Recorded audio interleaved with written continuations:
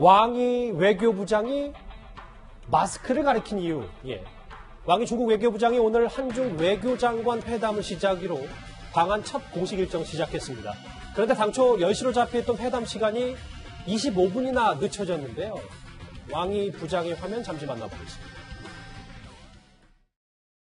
还有一个问题，其实好多韩国专家都从中美之间竞争的角度来看您来韩国的事情，就是您在这关键的时期来韩国，是否为了这个给韩国政府或者韩国执政党的一些人士传递，不要站在美国那一边来那个这个世界，这个世界不光只有美国呀，我们190多个国家，大家都是独立自主的国家。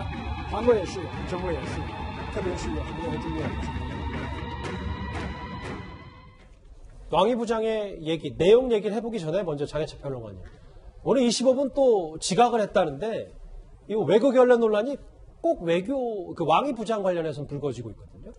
저는 이분의 태도가 과연 우리나라를 존중하는 자세인지가 굉장히 의심스럽습니다. 비단 이 지각뿐만이 아니라 사실 공식 석상에서 말하는 또 강경화 장관을 대하는 표정이나 제스처부터가 아마 비슷한 느낌을 받으신 분들이 상당히 많을 텐데 윗사람이 마치 아랫사람 내려보는 듯한 표정을 받았다. 제 개인적인 느낌이지만 그런 좀 불쾌한 기분이 대한민국 국민으로서 느껴졌고요.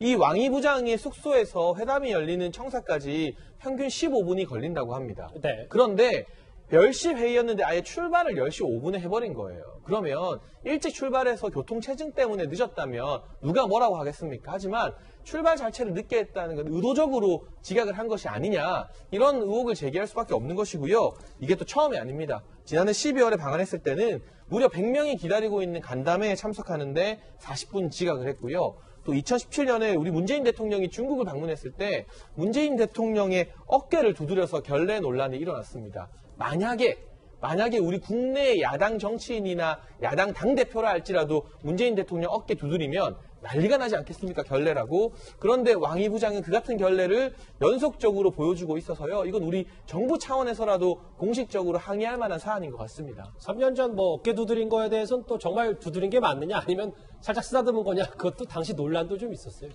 김경진 의원님. 예. 이 부분은 이 부분인데 다음 화면을 좀 볼까요? 왜냐하면 지각 논란은 넘어가도록 하더라고. 이 과잉의전 저자세 오늘 국회 외통위가 열렸는데 이인영 통일부 장관도 어떻게 하면 왕이 부장을 만날 수 있어야 된다라는 일부 언론 보도가 나오자 이인영 장관이 발끈했어요. 나 왕이 부장 만나려고 백방으로 뛴 적 없다. 이런 얘기까지 했습니다.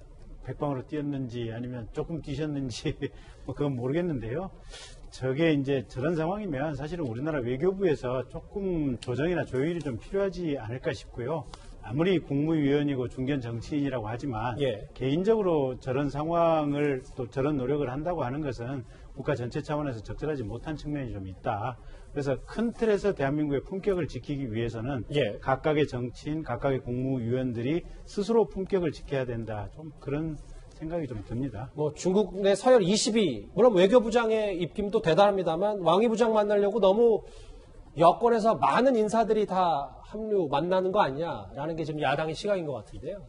알겠습니다. 그런데 오늘 사실 제일 관심사는 올해 안에 시진핑 주석이 우리나라를 방문할지 이 여부일 겁니다. 이에 오늘 왕이 부장 이렇게 답을 했습니다.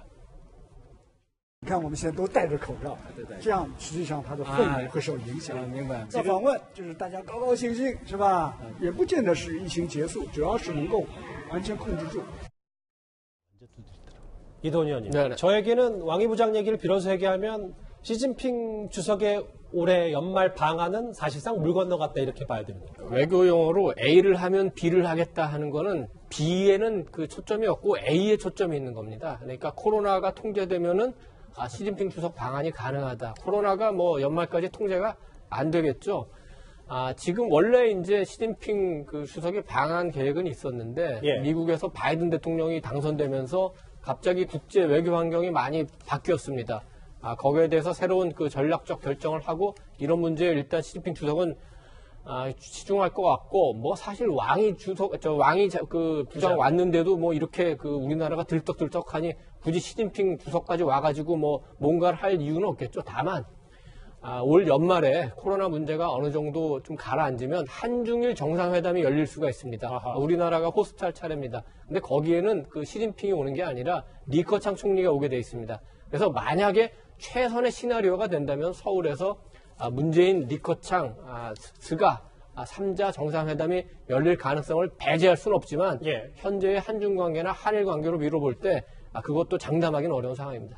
왕이 부장의 오늘 또 한 번의 지각 논란 그리고 시진핑 주석의 방화는 일단 쉽지 않아졌다는 얘기까지 오늘 중국 얘기 하나하나 오랜만에 정리를 해봤습니다. 이 소식 여기까지고요. 다음 주에 넘어가기 전에 지금까지 들어온 여러분들의 목소리를 하나하나씩 만나보겠습니다. 첫 번째 댓글 볼까요? 마치 조선시대 명나라 사신 같네. 시진핑 주석이 황제도 아니고 오든 말든 무슨 꽤 화가 나신 것 같은데요. 예. 그리고 인터넷에 널려있는 판사 정보인데 이게 무슨 사찰이냐. 사찰의 개념 파악부터 먼저 해라. 윤 총장 징계와 직무정지 사유 중에 하나인 이 판사 사찰에 대해서 쓴소리를 하신 분도 있습니다. 그리고 그런데 판사까지 불법 사찰하는 막 나가는 검찰 개혁해야 기획수사, 선택수사가 없어진다는 의견도 있으시고요. 또 보겠습니다. 쌈짓돈이 사찰인 직권남용이니 모두 다 거울에 비친 자신들의 모습이겠지. 마지막 댓글도 만나볼까요?